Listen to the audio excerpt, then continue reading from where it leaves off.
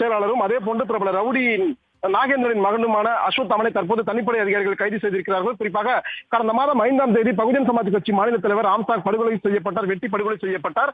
இந்த சம்பவம் தொடர்பாக இதுவரை 21 நபர்கள் கைது செய்யப்பட்டிருக்கிறார்கள். குறிப்பாக ஆற்காடு சுரேஷின் தம்பி பொன்னை பாலு, திமுக வழக்கறிஞர் அருள், திருவேங்கடம், திருமலை, திருநின்றவூர் பாஜக நிர்வாகி செல்வராஜ், மணிவண்ணன், சந்தோஷ், ராமு, கோகுல், விஜய், சிவசக்தி, தமிழ் மாநில காங்கிரஸ் இளைஞரணி துணைத் தலைவர் ஹரிகரன், அதிமுக திருவல்லிக்கேணி மேற்கு கழக பகுதி துணைச் செயலாளர் மலர்கொடி, திமுக திருவள்ளூர் மத்திய மாவட்ட இலக்கிய அணி துணை அமைப்பாளர் குமரேசனின் மகன் சதீஷ், வடசென்னை பாஜக மகளிரணி துணைச் செயலாளர் அஞ்சலை, கடம்பத்தூர் அதிமுக கவுன்சிலர் ஹரிதரன், வழக்கறிஞர் சிவா, பிரதீப், முகிலன், அப்பு, நூர், விஜயகுமார் என இதுவரை 21 நபர்கள் கைது செய்யப்பட்ட நிலையில் தற்போது 22வது நபராக ரவுடி நாகேந்திரனின் மகனும் அதே போன்று காங்கிரஸ் கட்சியின் முக்கிய நிர்வாகியுமான அஸ்வத்தாமன் தற்போது கைது செய்யப்பட்டிருக்கிறார். நேற்று முன்தினம் 5 நபர்களை போலீஸ் காவலில் எடுத்தனர். இந்த நிலையில் அருள் என்பவர் கொடுத்த தகவலின் அடிப்படையில் மட்டுமே தற்போது அஸ்வத்தாமன் கைது செய்யப்பட்டிருக்கிறார். குறிப்பாக அஸ்வத்தாமன்